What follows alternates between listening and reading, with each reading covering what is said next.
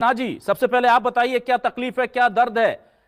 इतने सारे दिन हो गए आप लोगों को हड़ताल करते हुए, कोई आया आंसू पोंछने? आंसू पोंछना तो दूर की बात है। ये बताइए, जो 3 मेरे भाई वहां धरना देते देते चल बसे, उनकी अर्थी को कांधा देने कोई अधिकारी, कोई मंत्री, कोई नेता, कोई सांसद, कोई विधायक आया था या नहीं?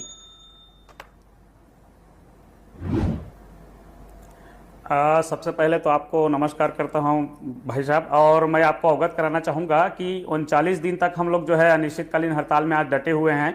3 दैनिक वेतनभोगी कर्मचारियों का निधन हो चुका है। इसमें ना ही कोई शासन और प्रशासन सुध ले रहा है, ना ही विभाग के आला अधिकारी जो है सहानुभूति प्रकट करने के लिए उन पीड़ित पक्ष के परिवार में गए। और आपको ये भी अवगत कराना चाहूँगा कि परसों की स्थिति में जो है वहाँ तूता धरना स्थल में एक वीरान जगह है जहाँ बहुत सारे झाड़ियाँ भी हैं। हमारे हड़ताली कर्मचारी सोए हुए थे, उनको सांप भी डस गया था। हम लोग तत्काल उसको सुविधा मुहैया कराते हुए हम लोग माना कैंप में भिजवाए थे। ऐसे हमारे दैनिक वेतनभोगी कर्मचारी बहुत ही पीड़ित है। वहाँ पे पानी का भी व्यवस्था नहीं है। हमारे वन विभाग की तरफ से जो है हम लोग वन मंडलाधिकारी महोदय को निवेदन करती है, 2 टैंकर वहाँ पानी की व्यवस्था कराए हैं, लेकिन वो भी पानी की पूर्ति नहीं हो पा रहे। ना ही वहाँ पे पानी का व्यवस्था है, ना ही वहाँ पे स्वास्थ्य की व्यवस्था है। और इन तमाम परिस्थितियों से गुजरते हुए भी हमारे वन विभाग के दैनिक वेतनभोगी कर्मचारी आज 39 दिन से नियमितीकरण की मांग को लेकर, स्थायीकरण के मांग को लेकर, आकस्मिकता कार्यभारी सेवा नियम के मांग को लेकर डटे हुए हैं। ना ही हमारे अधिकारी सुध लेने का प्रयास कर रहे हैं, ना ही हमारे वन मंत्री सुध लेने का प्रयास कर रहे हैं। हम लोग वन मंत्री के बंगला जाते हैं तो मंत्री जी मिलने को तैयार नहीं है। ये बहुत ही विडंबना की बात है। जब कांग्रेस की सरकार थी तो यही भाजपा के तमाम नेता हमारे मंच में आके हमको आश्वासन दिए। और मैं आपको अवगत कराना चाहूंगा कि पहला ऐसा मंच था जहां पे माननीय अरुण साव जी ने मेरे ही मंच पे पहली बार नियमितीकरण करने का हमको वादा किया। और उसी वादा को सुन के तमाम दैनिक वेतनभोगी कर्मचारियों ने अपने हाथ में गंगा जल लेकर कसम खाया था कि बीजेपी की सरकार लाएंगे। लेकिन दुर्भाग्य है कि आज बीजेपी की सरकार है और 39 दिन से हमारे दैनिक वेतनभोगी कर्मचारी तूता धरना स्थल में डटे हुए हैं। और 3 दैनिक वेतनभोगी कर्मचारियों का निधन हो गया है, लेकिन विभाग अभी तक के किसी प्रकार की सहानुभूति प्रकट नहीं कर रहा है। ना ही कोई अनुकंपा का व्यवस्था है, ना ही किसी प्रकार के अनुदान का व्यवस्था है। बहुत चिंतित है दैनिक वेतनभोगी कर्मचारी। और जो पिछली दफे आपकी मांग, चूंकि न्यूज 24 लगातार उठाता रहा है, और मुझे ये बताइए, जो 3 आपके साथी मृतक हो गए, उनके परिजनों को अनुकंपा नियुक्ति की भी मांग आप लोग कर रहे थे। क्या स्पेशल केस में उस पर कोई विचार हुआ, उस पर कोई आश्वासन के कोई सुविधा मुहैया कराया गया है? नहीं कोई अनुकंपा नियुक्ति का प्रावधान रखा गया है। बड़ा चिंता का विषय है कि 15 साल, 20 साल, 30 साल काम करने के बाद भी दैनिक वेतनभोगी कर्मचारियों का अनुकंपा का प्रावधान नहीं। यह है एक दुखद घटना है। ठीक है, मैं जल्दी से आ जाता हूं अमित जी के पास। अमित जी, ये क्या हो रहा है छत्तीसगढ़ में? समझ नहीं आ रहा है। दैनिक वेतनभोगी वन विभाग के कर्मचारी परेशान हैं। इसके अलावा हम बात कर लें नगरीय निकाय के, वो परेशान है, वो धरना दे रहे हैं। हम बात करें कंप्यूटर ऑपरेटर्स की, वो परेशान है, वो धरना दे रहे हैं। 17 साल लोग काम कर लिए, उसमें आपके भी 5 साल जोड़ लूंगा मैं। उन्हें पता ही नहीं है वो किस विभाग में। ये चल क्या रहा है? कर्मचारियों के साथ कितना मजाक होगा इस प्रदेश के अंदर? जी निश्चित तौर पे अभिलाष जी, मैं अभी राम कुमार जी की बातों को सुन रहा था, और सबसे पहले तो वो जो 3 कर्मचारी जिनके जान गई है, मैं उन्हें श्रद्धांजलि अर्पित करता हूं और ईश्वर से प्रार्थना करता हूं कि इनको अपने श्री चरणों में स्थान देवे। और इस दुख की घड़ी में उस परिवार के साथ पूरा कांग्रेस परिवार खड़ा है।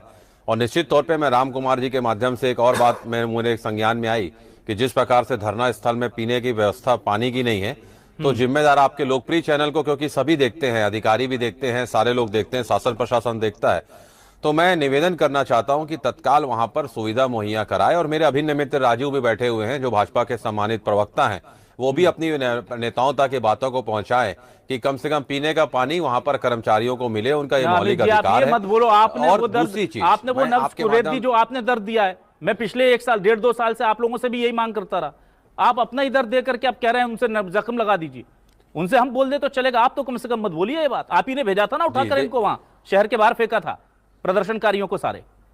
देखिए मेरा पर्सनल, ये मैं इस मामले को लेकर थोड़ा सा संवेदनशील हो जाता हूं, मैं माफी चाहूंगा, लेकिन आप कम से कम प्लीज आप मत मांग कीजिए, हम कर लेंगे। वो आपने नहीं सुनी, वो सुने ना सुने, उनकी वो सरकार है, उनकी सरकार किसकी सुनती है वो तो खैर अलग बात है। आप बाकी जो बात कह रहे हैं कर्मचारियों के हित की, वो बताइए सर। मैं आपसे एक ही चीज का निवेदन करूंगा कि अगले 1 मिनट में बोलूंगा, आप मुझे टोकिएगा मत। This is my personal request to you. जी बोलिए सर। आप मेरे अभिन्न मित्र हैं, मैं आपका बहुत सम्मान करता हूं। जी देखिए, मैं एक ही चीज कहना चाहता हूं अभिलाष जी, अगर कोई सरकार संवेदनहीनता करे तो उस पर क्या कोई एक मानवता होने के नाते भी मैं कुछ कहूं नहीं। आप ये चाहते हैं। मैं आपने कहा कि आपने भेजा था, ठीक है, मैं आपको पर्सनली बता दूं कि मुझे इस टॉपिक पे आपके साथ मैं बहुत डिबेट किया है, लेकिन मुझे याद रहता है सारा डिबेट। और मैं इस मुद्दे पे मैंने आपसे साथ कभी डिबेट नहीं किया कि जो आपने कहा कि ये आप लोगों ने दर्द दिया मुझे, मेरा आई मीन टू से मेरी पार्टी को ही आप बोल रहे होंगे, लेकिन मैं फिर आपके माध्यम से कहना चाहता हूं कि मैं अगर कोई संवेदनहीनता करेगा तो मानव एक इंसान होने के नाते मैं उस पर प्रश्न चिन्ह उठाऊंगा और उस पर मांग करूंगा।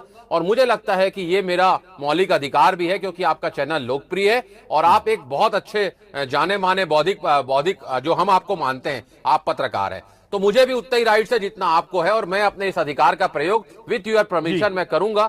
इन राम कुमार जी जैसे मेरे जो कर्मचारी साथी हैं, वो किसकी भी सरकार रहे, अगर हमसे कुछ गलती हुई है हमारी सरकार चले गई, कहीं कोई दिक्कत नहीं है इसे मुझे मानने में। लेकिन अगर आज 17 सालों की आपने बात की, 5 साल अगर हमारा भी ले लेंगे, उसमें 2 साल कोरोना काल का भी ले लेंगे, तो 17 में 14 साल, 3 साल अगर आप वो मानेंगे तो 3 साल हमारी सरकार थी और उसके बाद पूरी इनकी सरकार थी।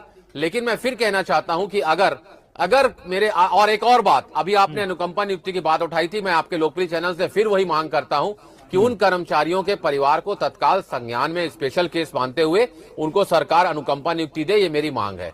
अब मैं वही कहता हूं कि ये सरकार के जो अभी 9 महीने में आप देखेंगे ना कोई एजेंडा दिखा, ना कोई दावा टिका, सिर्फ वही जुमला, वही पीआर स्टंट ये चल रहा है। और छत्तीसगढ़ के लोगों का, ये हमारे 3 करोड़ लोगों का, जो हमारे छत्तीसगढ़िया भाई हैं, छत्तीसगढ़ के लोग निवासी हैं, उनका अगर आप देखेंगे सरकार आने के बाद कहीं ना कहीं बहुत ही बेहद ही कठिन दिन चल रहा है, चाहे वो कर्मचारी हो, चाहे छत्तीसगढ़ के लोग हो। जिस प्रकार से क्राइम बढ़ रहा है, जिस प्रकार से कर्मचारी हड़ताल पे हैं, आपने स्वतः ही कहा, वन विभाग के कर्मचारी, नगरीय निकाय के कर्मचारी और वेतन भोगी कर्मचारी, मतलब सर ये जब से सब सरकार आई है, ये सिर्फ कहती है कि हम साए साए सरकार है, ये साए साए सरकार नहीं है, आई एम सॉरी टू से दिस, ये आए बाएं सरकार है, इसे पता ही नहीं है करना क्या है। ठीक है सर, मैं आ जाता हूं राजीव जी, आपके जैसे संवेदनशील लोग हैं, पानी तक नसीब नहीं हो पा रहा है कर्मचारियों को, मतलब नौकरी मत दीजिए, वादे जो किए, खड़े होकर के फोटो लगी है, फोटो जिसमें आप लोग पहुंचे थे, पर कम से कम इतनी तो इंसानियत रखिए सर।